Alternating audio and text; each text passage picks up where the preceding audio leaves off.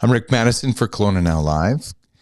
We have Tracy Shimko, BC Assessments. Welcome to the show. Thank you. Nice to be here. So Tracy, thank you so much for coming in because as you know, I gave you a call and said, hey, we're in the same tower. Why not come up and have a talk to us? You're enjoying the view of 16 stories. We're going to be talking about 26 stories shortly. Just wanted to find out, I guess, we had Mark Burley on from downtown Kelowna talking about these assessments. Okay. And downtown is obviously concerned. Just wanted to find out BC Assessment's role with the city and the mayor, and just tell me how that machine works. So we are independent of any taxing authority. We do run as a Crown corporation and completely separate from the city. So our purpose and our point is to do assessed values for the purpose of taxes. But again, it's an independent body so that there isn't any bias or undue influence from taxing municipalities. So we operate independent of municipalities. So, and I think you mentioned this on the phone, you're working as a lag to the market, you said. Like basically Correct. You're 1 year past what valuations seem to be. Yeah, so we are legislated. All of our framework that we operate under is legislated, and we follow the Assessment Act. The Assessment Act has key dates. July 1st of every year is our valuation date. And when you get your assessment notice, you get it in December, like late December, early January, which means we're 6 months past that valuation date. So your assessment reflects 6 months ago. Mm-hmm. And then when you pay your taxes, you're paying taxes based on a value 1 year ago because you pay your taxes July 1st. 2nd is usually the date for tax due date. Okay. So I believe we're just past, of course, January 31st when you can file an appeal. Correct. Have you seen a few appeals? We have. So every year we do get anywhere between 1% and 2% of our property owners appealing their assessment. It is our way of essentially doing an external audit. We provide assessed values and then we say, how did we do? It also gives us an opportunity to review.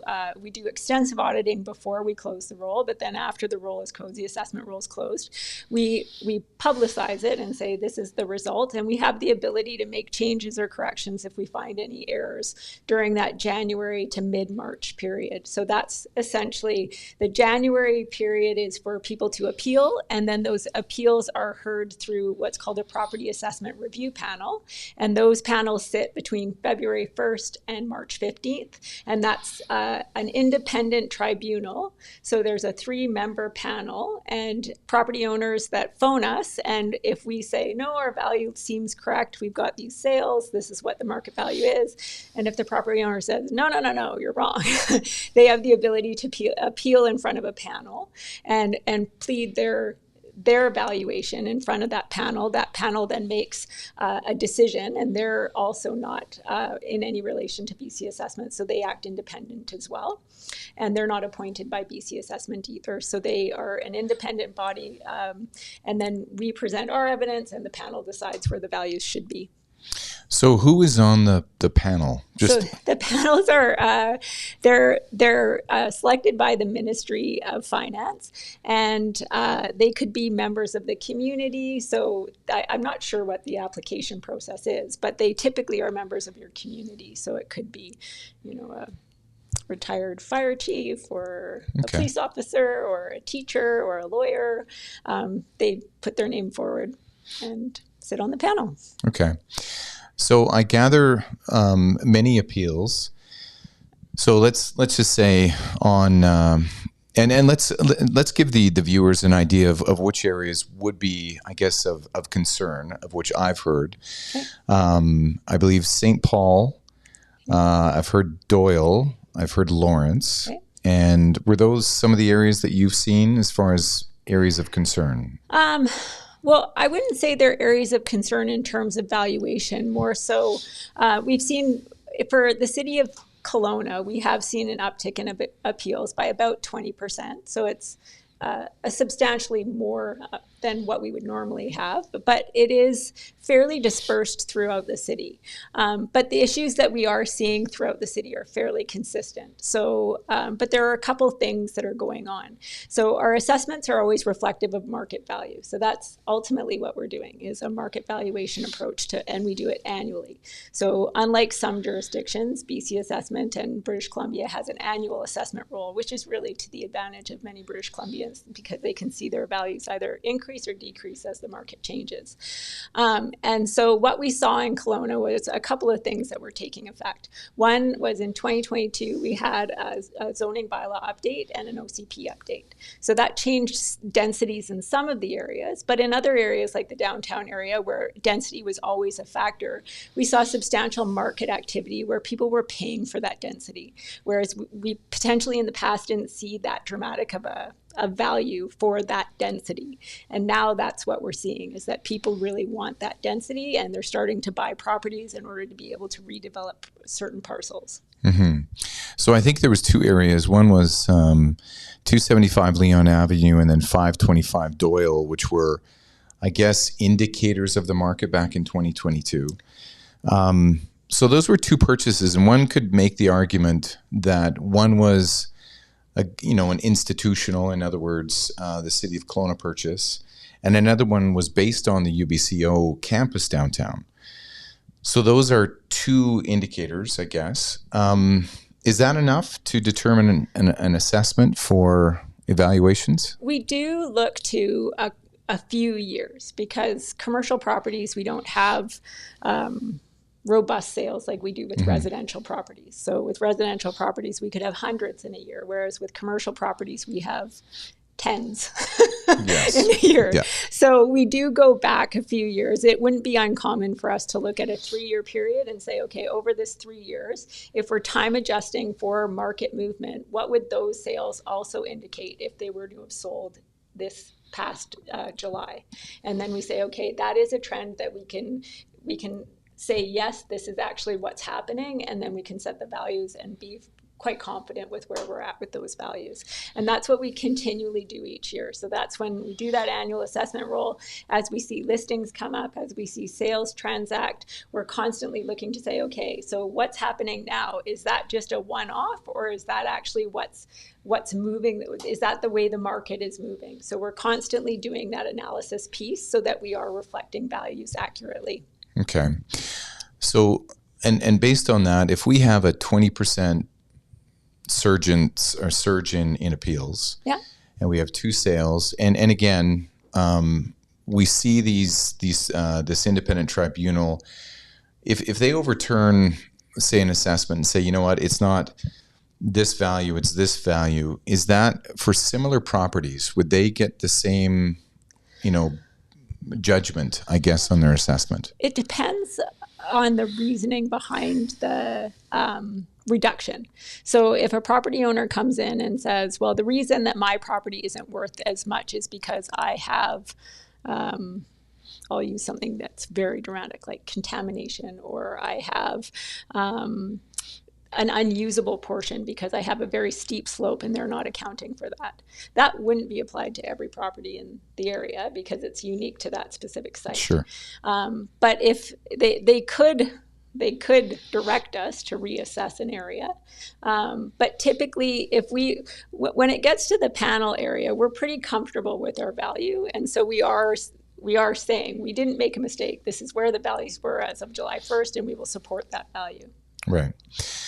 I guess what I'm wondering is, we have some small and medium-sized businesses downtown. They have triple net leases, which means that they're on the hook for any new assessment for taxation. Yeah. Would they have an ability to appeal on behalf of the landowner? Yeah, anybody can appeal any assessment. So you can appeal my assessment, I can appeal your assessment.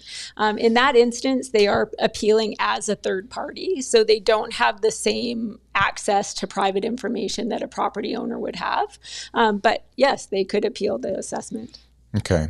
And this is just me just talking out loud, but if the city mayor and the city council saw that we have an unintended consequence of these new assessments, and we might see a small migration of small and medium-sized businesses. Would they have an ability to rezone or give you any kind of direction? So not us. So the Assessment Act does have a provision for residential property owners where they are impacted by a change in use that is increasing their value. So it's Section 19(8) of the Assessment Act allows for residential property owners, if they've lived in their property for 10 years or longer, and it's their primary residence, they can apply to BC Assessment before the end of December and get a reduced value. They get the residential value as opposed to, say, a multifamily value, because that's what they're using the property as. So the Assessment Act does have that provision for residential property owners. For commercial property owners, it's a little bit different. There's no provision that BC Assessment controls, but there is a provision in the community charter that allows municipalities to decide whether they want to provide a lower tax rate for a group of properties because of that same impact. So that higher density is creating higher values, but those properties aren't changing in the next couple of years. I believe it's Bill 48, but I'm not 100% sure. We won't hold you to that, Tracy. Yeah, but it is something that they would have to seek through the municipality. It isn't our legislation, it's the municipal legislation, and they have the ability to get a list of properties from BC Assessment and then decide how they want to pass a bylaw when they do their tax bylaw, how they want to do that tax rate. Okay. So, because part of this is stemming from the fact that you have short-term rentals have impacted the marketplace, and you have, I believe it's Mission Group, have backed off on a couple of projects. They're seeing a softer market. So you have what potentially could be seen as a slower market for downtown. Does that, if we're talking about we're lagging behind the market a year, would that mean that perhaps in 2025, when the new assessments come out, that we would see a dramatic decrease based on what you've seen? Potentially. So again, it's all on what the market is going to tell us. So that's what we're monitoring right now. So we're looking to what the current listings are, what's happening. So one of the things that we've all heard of and we're all very much aware of is that interest rates have gone up. So that impact has been a little bit slow to catch us because we're looking at historic data, right? So now as we move forward and we're seeing sales for December, January, that may be the trend, is that we might see that softening, or we might see those lower values because of market influences that are occurring now. And July 1st is that valuation date. So when you get your notice in January of 2025, you might see that. Okay. Listen, I do know the city loves taxes. Yeah. Like any city would say, yeah, give us more taxes. We're all good with that. But I think, I think the overarching concern is the impact on small and medium-sized businesses for a lot of people that are, because I drove through downtown recently and I saw, various small footprints, and I don't see a 26-story on those properties, but yet those same properties went up 84% to 100%. So how do we justify those new assessments given a small footprint? So the way we value properties is the highest and best use. So what that refers to is what's physically possible, what's legally permissible, what's financially feasible, and what's maximally productive. So when a property owner or when a purchaser is looking at a property, they're considering those things when they're saying, okay, how much am I willing to pay for this property? And the seller is saying, how much do I want to get for this property? And so when they're purchasing that property, they are considering all the things that could potentially happen on that site. It may be that assembly is the best use for that site. And so they're willing to hedge their bets, purchase it, knowing that assembly would be needed in the future to get the maximum production out of that site. Okay. And that's part of that analysis piece. And I think that's, again, and you bring up a good point, land assembly is truly one of the ways to maximize your value. Is there any, impediment to some of these businesses being a part of a land assembly? Like I'm asking you, is there, even though they're on the same block, let's say an institution or a government building is next to them with virtually no there wouldn't be a straightforward line where you could say, yeah, we can definitely see a land assembly happening here. Would that be part of an appeals process, you think? Somebody could argue that for sure. They could say, well, I can't do anything with my site because of who's beside me or what's beside me. And that's a fair argument to bring forward. And again, we would review it beforehand and have those open discussions beforehand and see if there's validity in how we've done our analysis as well, and then conclude whether it needs to go to a tribunal or there is just reason to adjust. Okay. And so this year, more than any other year, we saw the values go up heavily in the land and less on the buildings. Was there an idea behind that? Why did that happen? So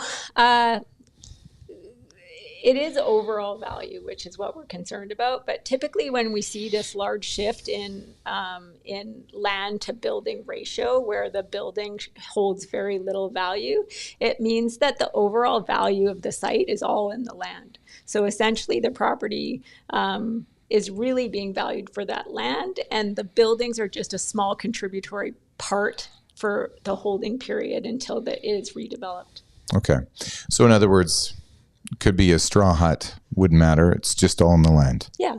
Okay. Yeah. Could be a really nice building, but the land may, for whatever reason, have skyrocketed and still be all in the land. I get that. Yeah. So it seems to be the big indicators are, sales, a couple of sales, and you say you go back quite a few years, as well as the OCP revision. And what was the other one? The zoning bylaw. Okay. So the zoning bylaw was updated as well as the OCP. So the OCP gives that 40-year view into where the city sees the city going. So that allows us to see what their intention is for certain pockets of land that potentially is being used very differently now. So a good example would be the mill site neighborhood plan. So that's just in development right now. They have some concept ideas, but we still don't really know what's going to be used there. So we go to the zoning bylaw and say, what's legally permissible here for this roll year? And we look to what's legally permissible, and then we put that value on. Yeah, because I think it was 525 Doyle, which is just down from the new campus. And I believe, that was based on, we're going to get this pillar for the downtown. That property is inherently more expensive now based on, hopefully a big tower going up that is having some problems. Does that, I guess it's a very fluid situation, and I get that. Digging that hole has become a very fluid situation. But does that, are you watching that? Are you assessing that all the time? Every year. So all year until roll close, we're looking to see what the impacts of everything is having on the market. So, this year we have some key things that we're looking to see what the impact's going to be. So we all know that there's new legislation coming in with short-term rental. You mentioned that the Mission Group had put on hold a few projects. So we're seeing what impact that's going to have. And then we're also looking to see, are the values holding for what people have been paying? Moving forward, because interest rates haven't gone down yet, and there's constant talk that they might, but we still haven't seen that softening of interest rates. So that may carry forward into the next year, and we might see a softening of the market. Okay. Is there one thing that you seem to keep telling, whether it be business owners or to landowners downtown? Is there a constant you might hear yourself keep saying? Yeah. That we are a function of market value. So we are reflecting market value as of July 1st of each year, and each year is a new year. So we're continually reviewing where that market value is and what it's going to be moving forward. We don't predict the market, so it is all about sales and what people are willing to pay. And we will look to listings just to confirm our suspicions if we see unusual transactions. But those valuation dates are really important for us. And do people still have an ability to appeal even now? Not now. So July 31st was the deadline to appeal. Okay. Because I did hear some murmurings that there might be another mechanism in place if you really, really wanted to appeal. No? I don't know of it, but I don't know. Well, we could publish your personal cell phone number, but who wants that? Complete it, but I don't want that. Okay. All right. Well, I so appreciate your time, Tracy, and thank you for making yourself available for this, because it's, again, there's a big concern over, 84%, 100% increases, maybe in 2025, maybe the calculator just, has a glitch in it. Yeah, and you never know. Well, and to be honest, like for most of us, the values that we're seeing in Kelowna are staggering. Like, we're all human. So we see $12 million, $25 million and blink a few times. Oh, yeah. Yeah. Oh, no. There was some blinking and there was some crying, actually. Yeah. It is unusual for us. We're just seeing sort of those a change in how this, like, the population has grown to a point now where we're seeing big changes in the city. So all that makes an impact on what people are willing to spend and how many people are willing to come into the city and that sort of thing. And that all drives market value. And I think it might be, again, it's as a Crown entity.